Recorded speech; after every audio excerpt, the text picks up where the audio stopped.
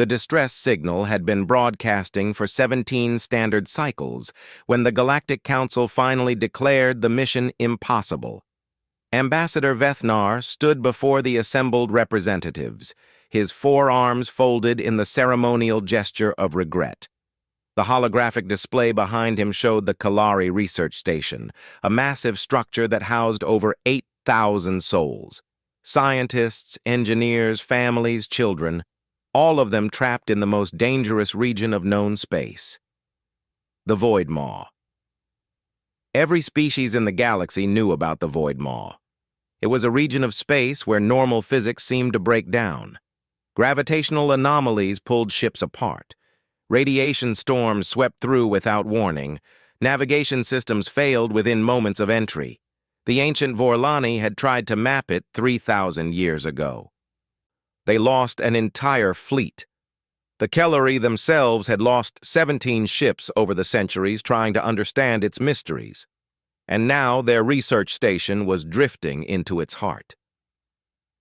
The gravitational surge hit without warning, Vethnar explained to the silent chamber. His voice carried the weight of grief that only an elder statesman could bear.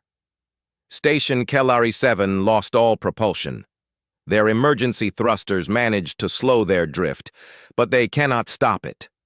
Current projections show they will cross the point of no return in approximately 40 standard cycles. A murmur rippled through the assembly. The point of no return was exactly what it sounded like. Once past that invisible boundary, no ship had ever emerged from the Void Maw. Not in recorded history, not ever. "What rescue attempts have been made?" asked Representative Gorax of the militant coalition. His scaled features betrayed nothing, but his tail twitched with barely contained frustration. Vethnar's secondary eyes closed in shame. The Vorlani sent 3 cruisers. 2 were torn apart by gravitational shearing before they got within 500 kilometers of the station. The 3rd managed to retreat, but with catastrophic damage. 67 crew members were lost. And the Kalari themselves? They sent everything they had, 4 ships, all lost. Vethnar paused, letting the weight of that statement settle. The militant coalition offered their fastest interceptors. "We are grateful for this gesture." Gorax nodded slowly. They could not get close enough. The radiation storms fried their electronics within minutes. "We lost 2 pilots. The syndicate of merchants attempted to contract private rescue vessels." Another voice chimed in. This was Merchant Prime Zelax, her crystalline form shimmering with each word. "We offered a reward of 3 billion galactic credits. Every ship that attempted the rescue was destroyed or forced to turn back. We have now closed the contract. No amount of money can convince anyone to try again." The chamber fell silent. On the holographic display, Station Kellari 7 continued its slow, inevitable drift toward oblivion. 8,000 beings watched as the galaxy debated whether their lives were worth the cost of more failed attempts. Commander Yelty of the Kalari stood in the station's observation deck, watching the stars slowly shift as their artificial home moved closer to death. Behind her, she could hear the muffled sounds of children playing in the recreation area. They had been told that help was coming. They had been told that everything would be fine. Yelty did not know if she could keep lying to them for much longer. Her communication device chirped. She answered it with a heavy hand. "Commander, we are receiving a response to our distress signal." Her hearts lifted for a moment, then fell. "Another rejection?" "No, Commander. It is a species we have not contacted before. They are asking for more information about our situation." Yelty frowned. "Which species?" "The Vorlani already tried. So did the Coalition and the Merchants. Who else would respond?" There was a pause. "The message identifies them as humans, Commander. From a planet called Earth." Yelty searched her memory. Humans. She had heard of them, vaguely. A young species. They had only achieved faster-than-light travel about 200 years ago. They were considered primitive by galactic standards, emotional, reckless. They had not even colonized more than a dozen systems yet. What could humans possibly do that the great powers of the galaxy cannot? I do not know, Commander. But they are asking for detailed scans of the Void Maw. They want to know everything we know about the gravitational patterns, the radiation signatures, the electromagnetic interference, everything. Yelthi almost dismissed it. What was the point? If the Vorlani with their ancient wisdom could not save them, if the militant coalition with their unmatched military technology could not reach them, what hope did a species of primitive apes from a small blue planet offer? But then she looked back at the observation window, at the darkness that was slowly swallowing them whole. "Send them everything," she said quietly. "Send them everything we have." On Earth, in a facility buried deep beneath the Rocky Mountains, Admiral Sarah Chen stared at the data scrolling across her screen. Around her, the best minds in the human Space Force were working frantically, analyzing the information that had come from halfway across the galaxy. "This is suicide," said Captain Rodriguez, her executive officer. He was not being dramatic. He was stating a fact. "Look at these gravitational readings. Any ship that enters that region will be pulled apart like wet paper." The Vorlani lost 3 cruisers, Admiral Chen acknowledged. The Kalari lost 4 ships. The Coalition lost 2 interceptors. "I have read the reports." "Then you know this is impossible." Admiral Chen stood up from her chair. She was a small woman, barely 5 feet tall, with gray hair that she kept cropped short and eyes that had seen too many battles. She had commanded human vessels through the siege of Proxima, through the Nebula campaigns, through conflicts that had tested the limits of human endurance. She had never ordered her people to do something impossible, but she had also never abandoned anyone. "Get me everything we have on gravitational shielding," she said, "and call in the engineers from the Hawking Project. I want them here within the hour." Rodriguez hesitated. "Admiral, with respect, the Council has already declared this a lost cause. The great powers have given up." "Why should we throw our lives away for a species we have barely met?" Admiral Chen turned to face him. Her expression was calm, but there was something burning behind her eyes, something that made Rodriguez take an involuntary step back. "Because they asked for help," she said simply. "And we are human. We do not leave people behind." The Hawking Project had been humanity's greatest secret for the past 50 years. It had started as a theoretical exercise, a way to solve the problems of gravitational manipulation that plagued long-distance space travel. Over the decades, it had evolved into something far more ambitious. The scientists working on it had developed technology that the rest of the galaxy had not even imagined yet. Dr. James Wright was the lead researcher. He was a thin man with wild hair and the perpetual look of someone who had not slept in days. When Admiral Chen explained the situation, he immediately started pulling up calculations on his tablet. "The Void Maw," he muttered, scrolling through the data. "Fascinating. The gravitational patterns here are unlike anything I have seen. It is as if space itself is being twisted into knots."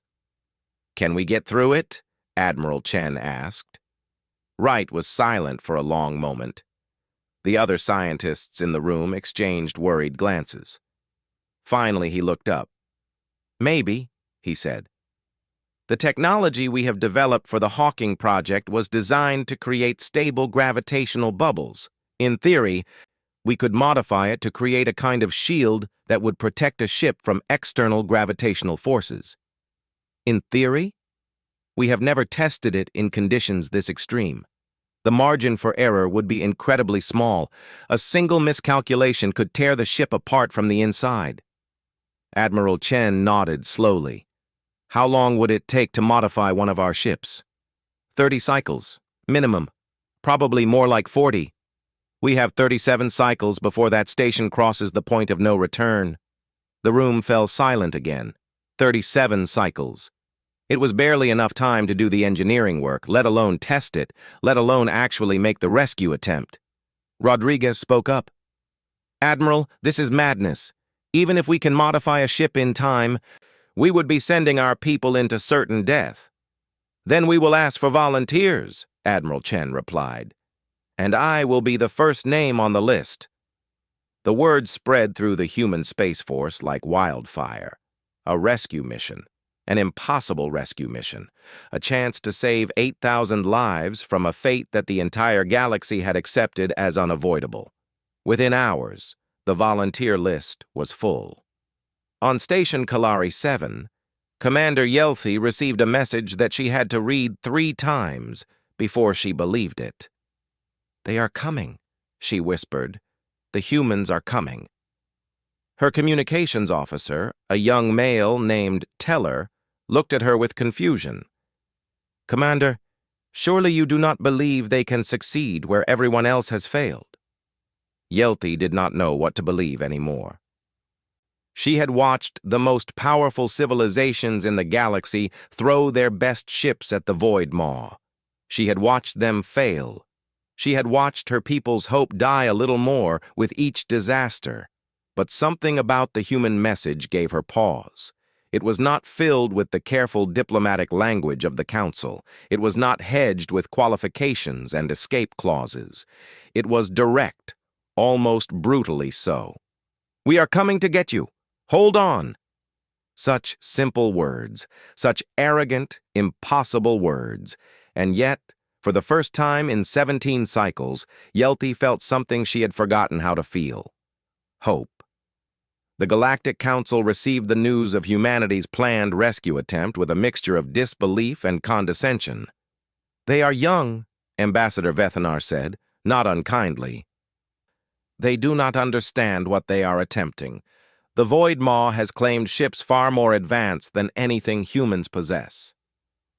"Perhaps we should stop them," suggested Merchant Prime Zelax. "It would be a waste of potential to lose an entire species to foolish heroism." Representative Gorax made a sound that might have been a laugh. "You cannot stop humans. I have studied them. They are not like us. They do not make rational calculations about risk and reward. When they decide to do something, they simply do it." "That is not a virtue," Vethanar replied. "That is insanity." "Perhaps," Gorax acknowledged. "But I would not count them out just yet. There are stories about humans, stories from the frontier worlds. They say humans have done impossible things before. Stories are not the same as reality." "No," Gorax agreed. "But sometimes, stories are how impossible things begin." In the shipyards of humanity's largest space station, engineers were working around the clock.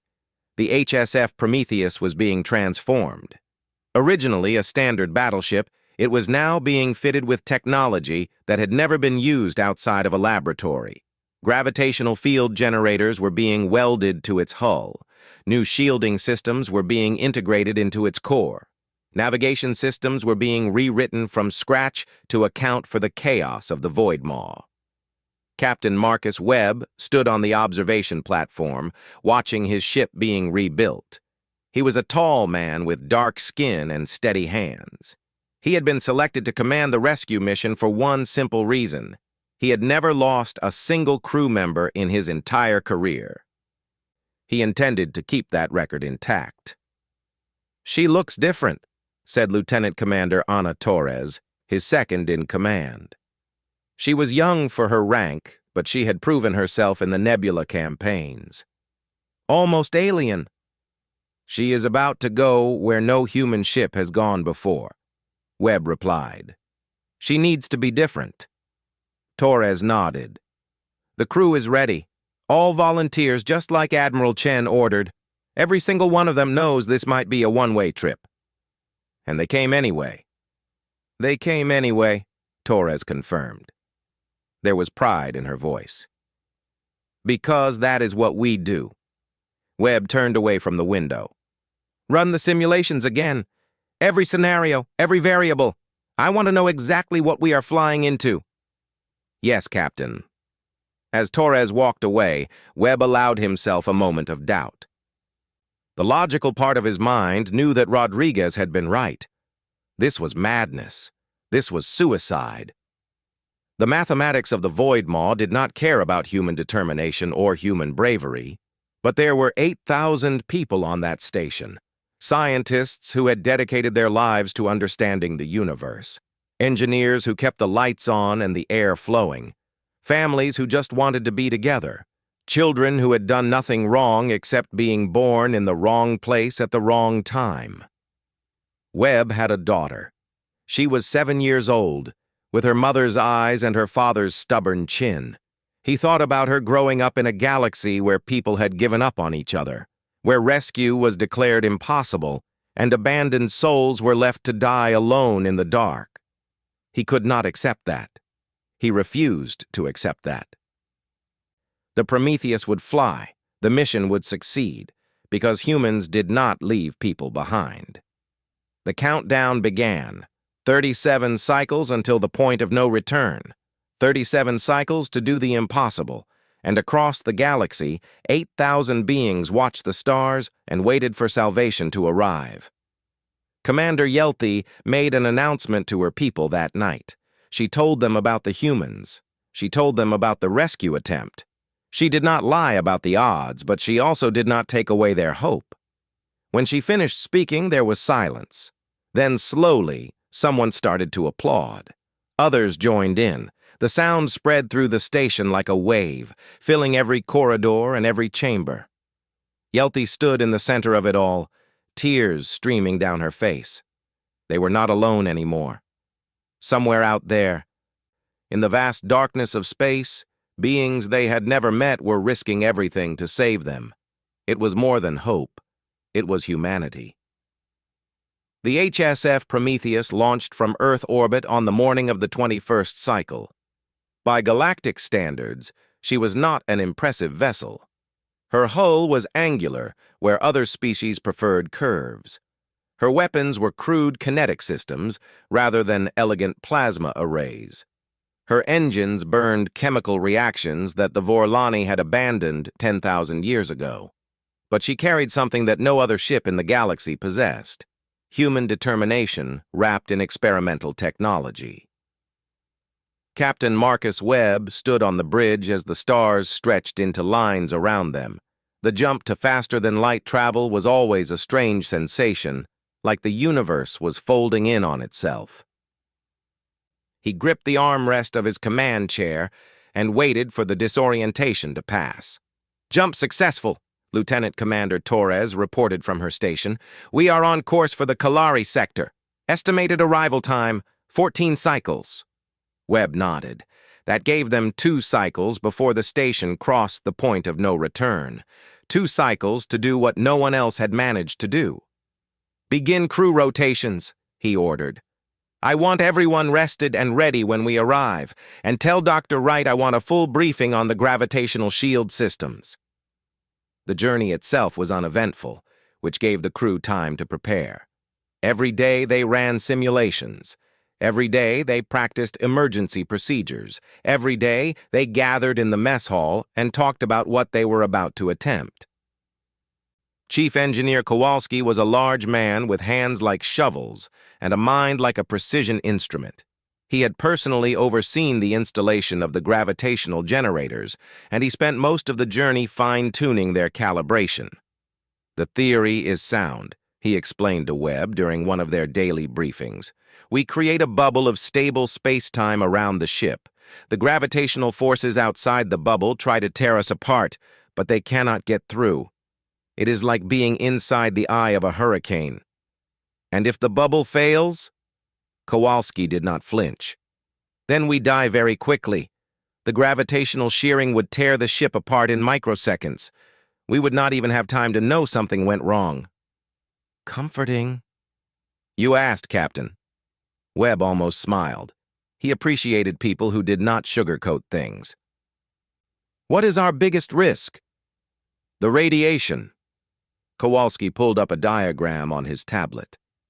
The gravitational shield can protect us from the physical forces, but the radiation in the void maw is unlike anything we have encountered before. Our standard shielding will not be enough. Dr. Wright is working on modifications, but we will not know if they work until we are actually inside. So we are flying blind. We are flying blind into a cosmic blender with experimental equipment that has never been tested in real conditions. Kowalski shrugged. But that is what we signed up for, is it not? Webb clapped the engineer on the shoulder. That is exactly what we signed up for. The Prometheus dropped out of faster-than-light travel on the edge of the Kalari sector. Immediately, the crew could see why the void maw had earned its name. A region of space that should have been filled with stars was instead filled with darkness. Not the ordinary darkness of empty space, but a hungry darkness that seemed to swallow light itself. Sensors are picking up massive gravitational distortions, Torres reported. Her voice was steady, but Webb could see the tension in her shoulders. The readings match what the Kalari sent us. This is definitely the void maw. Location of station Kalari 7? Deep inside, about 3,000 kilometers past what the Vorlani marked as their maximum safe approach distance. Webb studied the tactical display. The station was a small dot of light in the middle of an ocean of chaos. Around it, swirls of gravitational force twisted and churned like invisible whirlpools. The radiation readings were off the charts. "Hail the station," he ordered. A moment later, Commander Yelty's face appeared on the main screen. She was a Kalari, which meant she had the characteristic blue skin and silver eyes of her species. But there were dark circles under those eyes, and her movements spoke of exhaustion that went beyond the physical. "HSF Prometheus," she said, her voice cracking. "We did not know if you would really come." "We said we would," Webb replied simply. "What is your current status?" "Our drift has slowed slightly due to some repairs we managed to make, but our propulsion is still offline. We cannot stop ourselves from crossing the boundary." "How much time do we have?" Yelty checked something off-screen. "At current rate, approximately 47 hours, maybe 50 if we are lucky." Less than 2 cycles. Webb had hoped for more, but he had planned for less. "We are going to get you out of there," he told her. "All of you. But I need you to do something for me first. Anything. I need you to prepare your people for evacuation. When we arrive, we will not have much time. Everyone needs to be ready to move immediately." Yelty's eyes widened. "Evacuation? You plan to take all 8,000 of us aboard your ship?" "No," Webb admitted. "Your station is too large for that. We have another plan, but I cannot explain it now. Just trust me and get your people ready." There was a long pause. On the screen, Webb could see Yelty struggling with herself. She had spent weeks watching rescue attempts fail. She had watched ships torn apart and crews die trying to save her people. And now she was being asked to trust a species she had never met, with a plan she did not understand. Finally, she nodded. "We will be ready." "Good. Prometheus out." The connection closed. Webb turned to face his bridge crew. Every eye was on him, waiting for orders. "All hands to battle stations," he said quietly. "This is it. What we came here to do." The alarm rang through the ship. Crew members rushed to their positions. In the engine room, Kowalski and his team brought the gravitational generators online.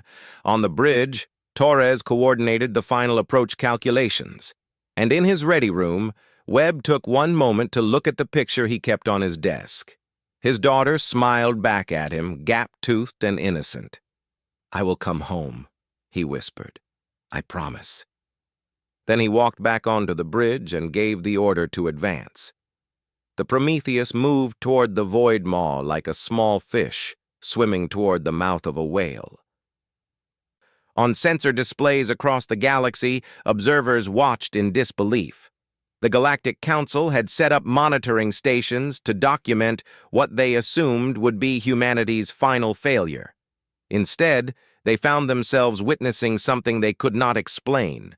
The gravitational shield activated. From the outside, it looked like the human ship was suddenly surrounded by a bubble of shimmering light. The bubble pulsed with energy, expanding and contracting as it adjusted to the changing forces around it. Inside the bubble, the Prometheus sailed forward as if the gravitational chaos simply did not exist. Shield integrity at 98%, Kowalski reported from engineering. The generators are holding. Radiation levels? Webb asked. High, but within acceptable limits. Dr. Wright's modifications are working. The ship pushed deeper into the void maw. Around them, the darkness grew thicker. Gravitational waves crashed against the shield like ocean waves against a breakwater. The ship shuddered and groaned, but it did not break. Torres kept her eyes fixed on the navigation display. Approaching the point where the Vorlani cruisers were destroyed, we will enter their maximum penetration range in 30 seconds. The entire bridge fell silent. This was the moment of truth. If their technology was going to fail, it would fail here, where the forces of the void maw became truly lethal. 20 seconds, 10 seconds, 5. The Prometheus passed the point where 3 Vorlani cruisers had been torn apart. Nothing happened. We are through, Torres said, her voice thick with emotion. Shield integrity still at 97%. We are past the Vorlani line. A cheer went up from the bridge crew. Webb allowed himself a small smile, but he knew better than to celebrate too early. We are not even halfway there, he reminded them. Stay focused. Torres, time to target? 11 hours at current speed. Too slow. Can we increase velocity without compromising the shield? Kowalski's voice came over the intercom. I would not recommend it, Captain. The faster we go, the more stress we put on the generators. We are already operating at the edge of their design parameters. Webb considered this. 11 hours would get them to the station with plenty of time to spare. But something in his gut told him that time was not on their side. The void maw was unpredictable. The gravitational patterns could shift at any moment. Increase speed by 10%, he ordered. Monitor the generators closely. If they show any signs of instability, we drop back immediately. Understood, Captain. The Prometheus accelerated. Behind them, the observers at the Council monitoring stations watched in stunned silence. Representative Gorax was the first to speak. They are still alive. Ambassador Vethnar stared at the display, his 4 arms hanging limp at his sides. Impossible. The gravitational forces in that region should have crushed them by now. And yet there they are. Gorax's tail was twitching again, but this time with something that looked almost like excitement. I told you not to count them out. This changes nothing, Vethnar insisted, though his voice lacked conviction. Even if they reach the station, how will they rescue 8,000 beings? Their ship cannot possibly hold that many. I do not know, Gorax admitted, but I suspect we are about to find out. On station Kalari 7, the mood had transformed. Word of the human ship's progress spread through the corridors like wildfire. People who had spent weeks in despair were now gathered around every available screen, watching the small dot of light that represented their potential salvation. Commander Yelthy stood in the command center, coordinating the evacuation preparations that Captain Webb had requested. It was a massive undertaking. 8,000 people had to be organized, briefed, and positioned for rapid movement. Emergency supplies had to be distributed. Medical teams had to be stationed throughout the station. And through it all, one question kept nagging at her mind. How were the humans planning to save them? Their ship was large by human standards, but it could not hold more than a few hundred passengers at most.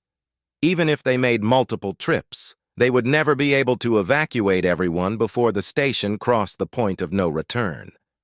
There had to be something else. Something the humans had not told her. She tried not to let her doubt show. Her people needed to believe in the rescue. They needed hope to keep going. so she smiled and gave orders and pretended that she knew everything was going to be fine. But in the quiet moments when no one was watching, she stared at the approaching human ship and wondered what secrets it carried. The Prometheus reached the halfway point 6 hours later. The gravitational forces had increased dramatically, and the shield was now operating at only 92% efficiency. Kowalski reported that the generators were heating up faster than expected.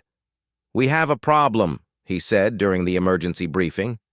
"At this rate, the generators will overheat before we reach the station." "Solutions?" Webb asked. "We can reduce our speed, which will decrease the stress on the system, but that will also increase our time to target." "How much time?" "An additional 4 hours minimum." Webb did the math in his head. That would still get them there before the station crossed the boundary, but just barely, and there would be no margin for error. "What if we need to make a fast exit?" Kowalski hesitated. "If we try to accelerate after the rescue, the generators might fail entirely. We would be trapped in the void maw with no protection." "That is not an option." Webb turned to Torres. "Navigation. Are there any routes through the maw that are less gravitationally active?" Torres pulled up a map of the region. The void maw was a constantly shifting maze of gravitational currents. Most routes were equally dangerous, but there was one path that seemed slightly less chaotic. "There is this corridor," she said, highlighting a narrow channel on the display. "The gravitational readings are lower than the surrounding area, but it is unstable. It could collapse at any time." "How much faster could we travel through it?" 30% faster, at least. Maybe more." Webb studied the channel. It was a risk. A huge risk. If the corridor collapsed while they were inside, they would be caught in a gravitational wave that no shield could withstand. But if they did not take the risk, they might not reach the station in time. "Plot a course through the corridor," he ordered, "and tell engineering to divert all available power to the forward shields." "Captain," Torres said carefully, "if we do this and something goes wrong, there will be no escape. We will be dead before we even know what happened." Webb met her eyes. "I know, but those people are counting on us, and I will not fail them because I was too afraid to take a chance." Torres held his gaze for a long moment. Then she nodded and began entering the new coordinates. The Prometheus turned toward the unstable corridor. Behind her, the relatively safe path disappeared into the swirling darkness. Ahead, uncertainty waited like a hungry predator. In the mess hall, crew members said quiet prayers or wrote final messages to their families. In engineering, Kowalski and his team worked frantically to squeeze every last bit of efficiency from the generators. On the bridge, the officers monitored their instruments with laser focus.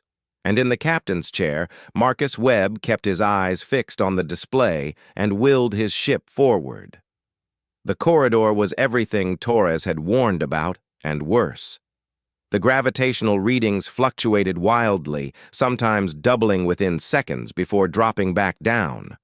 The radiation levels spiked repeatedly, forcing Dr. Wright to constantly adjust the shielding frequencies.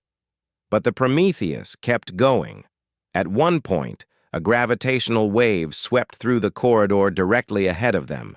If they had been 30 seconds faster, they would have been caught in it. As it was, they felt only the edge of its passing, a violent shudder that sent unsecured equipment flying. "Shield integrity dropping," Kowalski reported. 85%, 83%, stabilizing at 80%. "Will it hold?" "I do not know, Captain. I honestly do not know." Webb gripped his armrest hard enough to turn his knuckles white. "It will hold," he said with more confidence than he felt. "It has to hold." The hours passed like years. The crew operated in a state of constant tension, every nerve stretched to the breaking point. Sleep was impossible. Rest was a distant memory. All that mattered was survival. All that mattered was reaching the station. And then, finally, After what felt like an eternity, Torres spoke the words they had all been waiting to hear. Station Kalari 7 in visual range. Distance, 500 kilometers and closing. Webb looked at the main screen. Through the chaos of the void maw, through the swirling darkness and invisible death, he could see it. A station. A home. 8,000 lives waiting to be saved. "Open a channel to Commander Yelthy," he said. "Tell her we have arrived." On the station, Yelthy received the message and collapsed against the nearest wall. Tears streamed down her face. Around her, crew members were cheering and embracing. The sound of celebration echoed through corridors that had known only despair for so long. They had made it. Against all odds, against everything the galaxy believed possible, the humans had made it. But as Yelthy wiped her eyes and straightened her uniform, she knew that the hardest part was still ahead. The humans had reached them. Now they had to figure out how to save them. The Prometheus held position 500 meters from Station Kalari 7, her gravitational shield creating a bubble of stability in the heart of chaos. Captain Webb stood at the main view screen, studying the massive structure before him. It was easily 10 times the size of his ship. The idea of fitting 8,000 beings into the Prometheus was laughable, which was why they had never planned to do it. "Commander Yelthy," Webb said over the communication channel, "I need you to listen very carefully. What I am about to tell you is going to sound insane, but I need you to trust me." On the screen, Yelthy nodded. Her eyes were red from crying, but her jaw was set with determination. "After what you have already done, Captain, I would believe you if you told me you planned to move the stars themselves." Webb almost smiled. "Not the stars, just your station." There was a long pause. When Yelthy spoke again, her voice was barely a whisper. "What?" "We cannot evacuate 8,000 people in the time we have. And we cannot make multiple trips because our shield generators are already operating beyond their limits. So we are going to do something else entirely."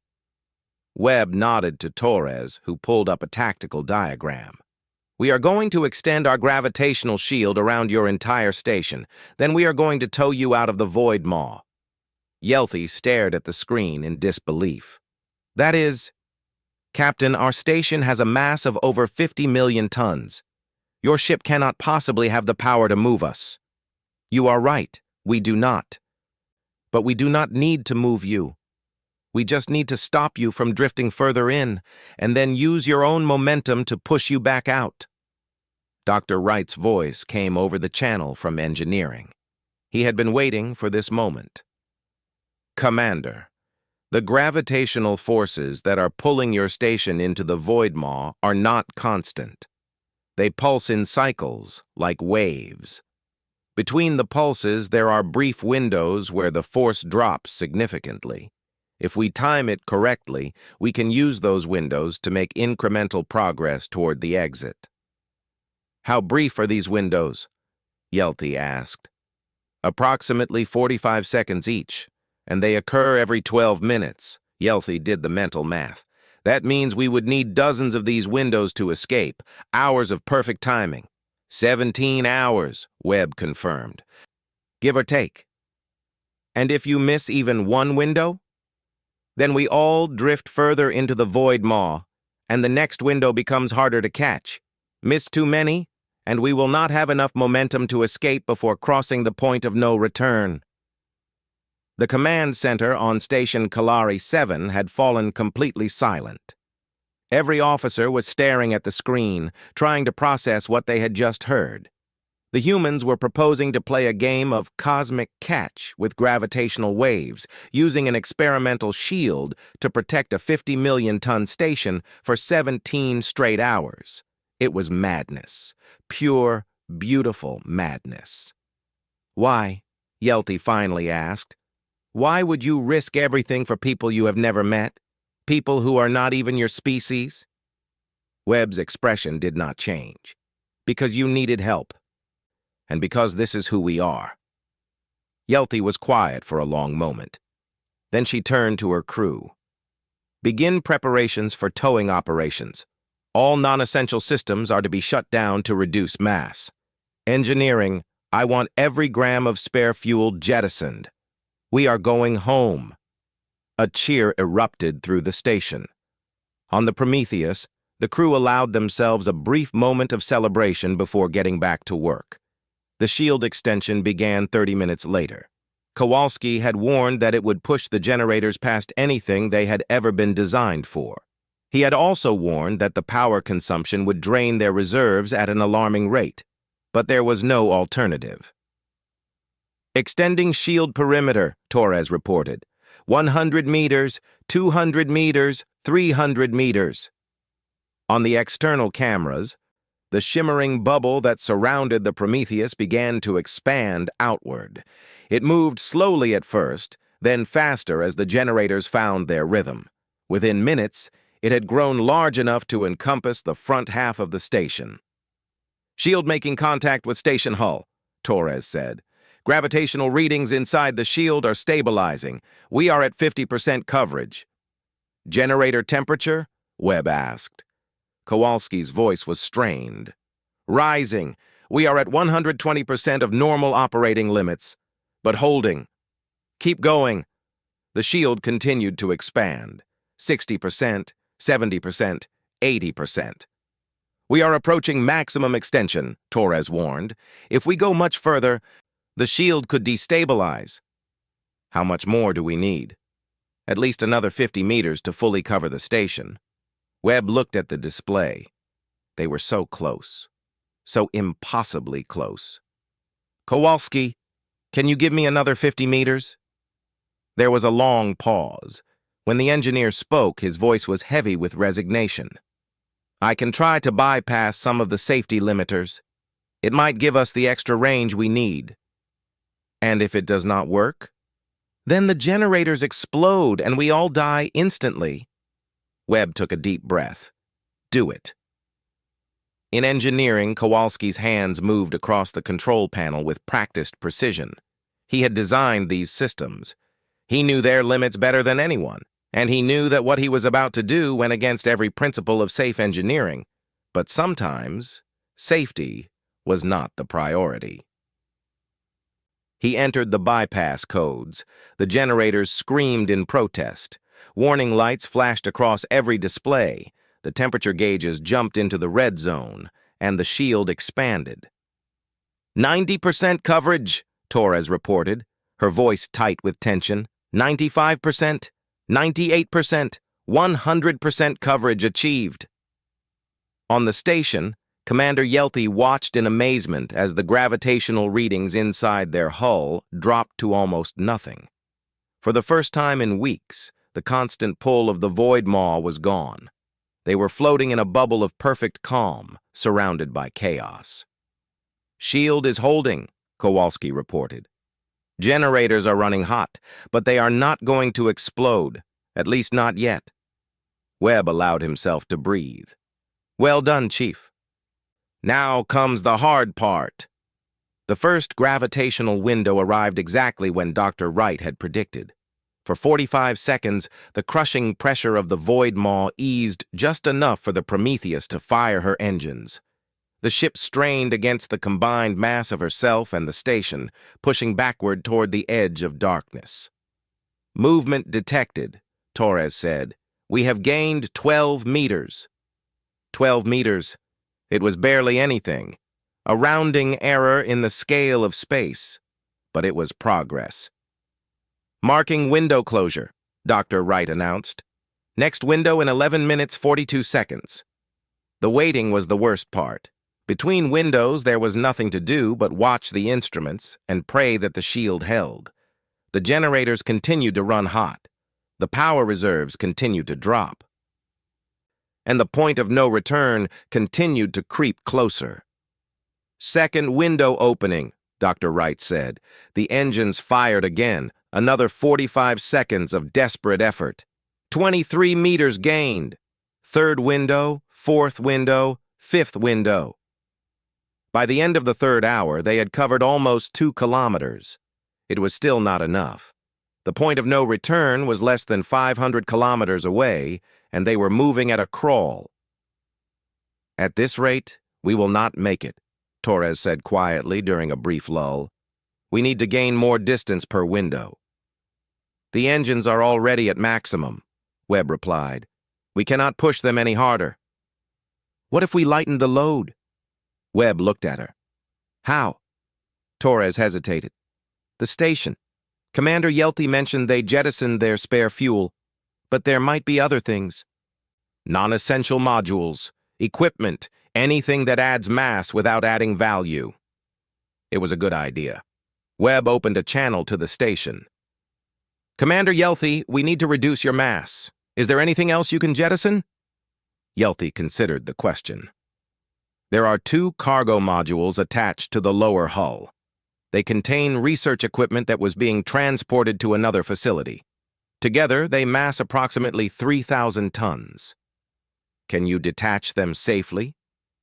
"Yes, but—" Yelty paused.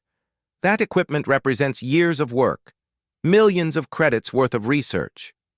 Commander, with respect, it will not matter how much the research is worth if you are all dead." Yelty closed her eyes. When she opened them again, there was steel in her gaze. "Detaching cargo modules. Stand by." The clamps released. 2 massive containers drifted away from the station and were immediately caught by the gravitational currents. They tumbled into the darkness and were gone within seconds. "Mass reduction confirmed," Torres reported. "Recalculating thrust-to-mass ratio. We should see a 15% improvement in window efficiency." The improvement was immediately noticeable. The 6th window gained them 40 meters. The 7th window gained them 50. They were still crawling, but now they were crawling faster. Hour 6, Hour 8, Hour 10. The crew of the Prometheus operated in shifts, each person taking brief rest periods while others maintained the systems. But there was no real rest to be had. The tension was constant. The danger was unrelenting. On the station, the Kalari did what they could to help. Engineers worked to shut down every non-essential system, reducing power consumption to a minimum. Medical teams stood ready to treat any injuries that might occur, and in the observation lounges, families gathered to watch the stars slowly shift as they inched toward freedom. A young Kalari child named Mira sat with her mother near one of the large windows. She did not fully understand what was happening, but she knew it was important. She knew that the strange ship with the glowing bubble was trying to save them. "Mother," she asked, "who are the people on that ship?" "They are called humans," her mother replied. "They come from very far away." "Why did they come to help us?" Her mother was quiet for a moment. "Because that is what good people do, little one. When someone needs help, good people come to help them." Mira thought about this. "Then humans must be very good people." Her mother smiled and held her close. "Yes, my darling, I believe they are." The crisis came in hour 14. They had covered almost 70% of the distance to the safe zone. The crew was exhausted but hopeful. The shield was straining but holding. Victory was within sight. Then the corridor collapsed. Dr. Wright was the first to see it on the sensors. A massive gravitational wave, the same kind that had destroyed the Vorlani cruisers, was building directly in their path.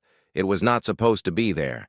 The patterns had been stable for hours, but the Void Maw did not care about patterns or predictions. "Captain, we have a problem." His voice was calm, but his face had gone pale. "There is a gravitational surge forming between us and the exit. If it hits us, the shield will not survive." Webb stared at the display. The wave was building rapidly. They had maybe 20 minutes before it reached full strength. Maybe 30 minutes before it swept through their position. "Can we go around it?" "Not in time. And any detour would take us back past the point of no return." Torres pulled up the navigation chart. "What if we go through it?" "Through it?" Dr. Wright shook his head. "That wave will be strong enough to tear apart a Vorlani battlecruiser. Our shield cannot possibly withstand it." Not if we hit it at full strength, Torres admitted. But gravitational waves have peaks and valleys. What if we time our approach to hit the valley? Everyone on the bridge turned to look at her. It is possible, she continued, gaining confidence. The wave will reach maximum strength, then briefly weaken before building again. If we accelerate during that weak point, we might be able to punch through before the next peak. Might? Webb asked. 60% chance of survival, maybe 70 if Chief Kowalski can squeeze more power into the forward shields. Webb looked at the display again. 60%. Those were not good odds, but they were better than the 0% they would face if they stayed where they were or tried to go around. Commander Yelty, he said over the channel, we have a situation. I need you to prepare your people for significant turbulence. Yelty's voice was steady. What are we facing, Captain? A gravitational wave. We are going to try to punch through it. But if we fail, I understand. There was no fear in her voice, just acceptance. We will be ready. Webb cut the channel and turned to his crew. You heard her. All hands, secure for emergency maneuvers. Kowalski, I need everything you have in the forward shields. Torres, calculate the exact moment we need to accelerate. Right? Monitor that wave and tell me the instant it starts to weaken. The bridge erupted into activity. Everyone knew what was at stake. Everyone knew what failure meant, and everyone knew that this was what they had volunteered for. The minutes ticked by with agonizing slowness. The gravitational wave continued to build, a mountain of invisible force that would crush them like insects. On the station, 8,000 beings held their breath and prayed to whatever gods they believed in. Wave approaching peak strength, Wright reported. 60 seconds to maximum. Shields at 110%, Kowalski added. I have rerouted power from life support. We have about 15 minutes before the crew starts feeling the effects. That will be enough, Webb said, or it will not matter anyway. 40 seconds to peak, 30 seconds, 20. Torres's hands hovered over the thrust controls. Ready to accelerate on your mark, Captain. 10 seconds to peak. 5, 4, 3, 2, 1. Peak strength achieved. The wave was a monster. On the sensors, it looked like a wall of crushing force sweeping toward them. If they hit it now, they would be obliterated. Wave beginning to weaken, Wright announced. 30 seconds to valley minimum. Torres on my mark. 20 seconds, 15, 10. Webb watched the numbers. Everything depended on timing. Too early and they would hit the wave before it weakened enough. Too late, and they would be caught in the next surge. 5 seconds. 4, 3. Mark! Torres slammed the thrust controls to maximum. The Prometheus's engines roared to life, pouring every joule of energy they had into forward motion. The ship lurched forward, dragging the massive station behind her. They hit the wave. The impact was like nothing Webb had ever experienced. The entire ship shuddered violently. Alarms screamed from every station. The lights flickered and died, replaced by dim emergency lighting. On the station, people were thrown from their feet as the artificial gravity struggled to compensate. Shield integrity dropping, Kowalski shouted. 70%, 60%, 50%. Hold, Webb ordered. Hold the course. The wave tore at them with invisible claws. The shield bent and warped, absorbing forces that would have vaporized any unprotected vessel. Sections of the outer hull began to buckle. Warning indicators turned from yellow to red to flashing crimson. 30% integrity. Captain, the shield is failing. Hold. 20%, 15%. The numbers dropped like stones falling into an abyss. And then, suddenly, they were through. The gravitational pressure disappeared so quickly that the sudden calm felt almost disorienting. The ship stopped shaking. The alarms fell silent. On the sensors, the deadly wave was behind them, still raging but no longer a threat. Torres stared at her instruments in disbelief. We made it, Captain, we made it through. Webb slumped back in his chair. His hands were shaking. His heart was pounding so hard he could hear it in his ears. Damage report, he managed. Hull breaches in sections 5 and 7, Kowalski reported. Non-critical. Shield generators are at 15% capacity and dropping. We have maybe 2 hours of protection left. Distance to safe zone? 800 kilometers. 800 kilometers. At their current rate of progress, using the gravitational windows, they could cover that distance in about 6 hours. They did not have 6 hours. Webb made the only decision he could. All engines, maximum sustainable thrust. We are running for the exit. Captain, if we abandon the window strategy, the gravitational forces will tear at us constantly. The shield will not last. Then we will have to be faster than the damage. Webb opened a channel to the entire ship and the station. All hands. This is the captain. We have punched through the main obstacle. We are making a final run for the safe zone. It is going to be rough, but we are going to make it. I need everyone to hold on for just a little longer. Webb out. The Prometheus accelerated into the darkness. Behind her, Station Kalari 7 trailed like a massive tail, held in place by the failing gravitational shield. The forces of the Void Maw clawed at them constantly, each second eroding their protection a little more. 700 kilometers, 600, 500. Shield at 10%, Kowalski reported. I cannot hold this much longer, Captain. Just a little more, Chief. 400 kilometers, 300. The shield began to flicker. Visible cracks appeared in the shimmering barrier that surrounded them. Through those cracks, tiny fingers of gravitational force reached in, tugging at the station's hull. 200 kilometers. Shield failure in 60 seconds. 150 kilometers. 30 seconds. 100 kilometers. Captain, the shield is about to collapse. Webb stared at the display. They were so close, so impossibly close. And then, like swimmers breaking the surface after too long underwater, they emerged from the Void Maw. The gravitational forces disappeared. The radiation levels dropped to normal. The hungry darkness fell away behind them, and ahead, the stars shone bright and clear and beautiful. We are clear, Torres said, her voice breaking. We are clear of the Void Maw. For a long moment, no one on the bridge spoke. They were too exhausted, too overwhelmed, too amazed to form words. Then Kowalski's voice came over the intercom, rough with emotion. Captain, I want you to know that I never doubted you for a second, and if anyone asks, I will deny ever saying that. Webb laughed.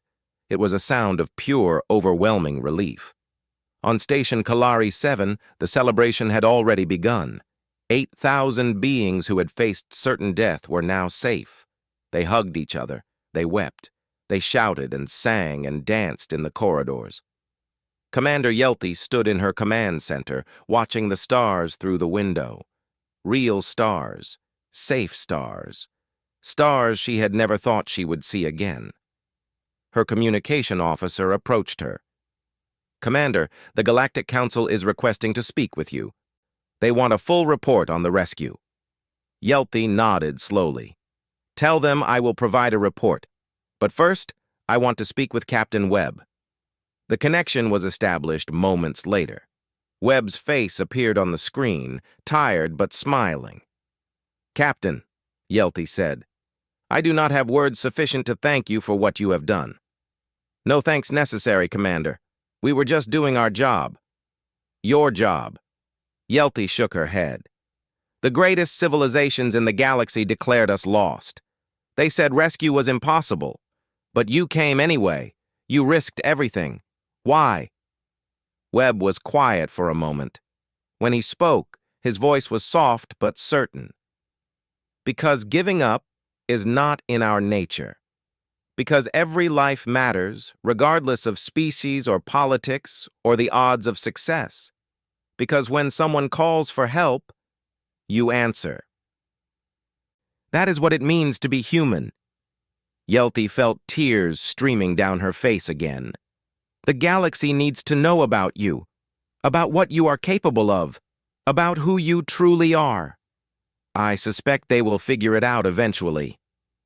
Across the galaxy, at the monitoring stations of the Galactic Council, representatives of a dozen species watched the recordings of the rescue in stunned silence. They saw the human ship enter the void maw. They saw it extend its shield around the station. They saw it punch through a gravitational wave that should have destroyed it. They saw it emerge from the darkness with 8,000 lives saved. Ambassador Vethnar was the first to speak. "This changes everything." Representative Gorax nodded slowly. "Yes, it does. They should not have been able to do that.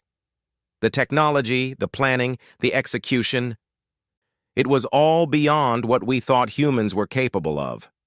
"Perhaps," Gorax said, "we have been underestimating them." Merchant Prime Zelax's crystalline form shimmered with agitation. "If they can do this, what else can they do? What else have we not accounted for?" There was no answer. Because for the first time, the great powers of the galaxy were facing a truth they had never considered. Humans were not primitive. They were not reckless. They were not just another young species stumbling through the cosmos. They were something else entirely, something that could not be measured by technology or counted in ships, something that burned in their hearts and drove them to attempt the impossible. They were hope, and the galaxy would never look at them the same way again. On the Prometheus, the crew gathered in the mess hall for a meal that had been postponed too many times. They ate and laughed and shared stories of their own moments of terror during the rescue. They mourned the damage to their ship and celebrated the lives they had saved. Captain Webb sat at the head of the table, watching his people. They were exhausted. They were battered. They were heroes. Torres sat down next to him with a cup of coffee. "You know, when this started, I thought Rodriguez was right. I thought it was suicide. And now?" She smiled. "Now I think I understand why you were so certain we could do it." "I was not certain," Webb admitted. "I was terrified the entire time, but I knew one thing for sure." "What is that?" Webb looked around the mess hall at his crew, at the faces of people who had risked everything for strangers they had never met. "I knew that if anyone in the galaxy could do the impossible, it would be us. Not because we are smarter or stronger or better equipped, but because we refuse to accept that anything is truly impossible. That is our gift, that is our curse, and that is why we will always answer when someone calls for help." Torres raised her coffee cup. "To humanity." Webb raised his own. "To humanity." Around the mess hall, others joined the toast. Their voices blended together, tired but triumphant, forming a chorus that seemed to echo far beyond the walls of the ship. Somewhere in the void, a signal had been sent, a rescue had been completed, and a message had been delivered to every corner of the galaxy. Humanity was here. And nothing would ever be impossible again.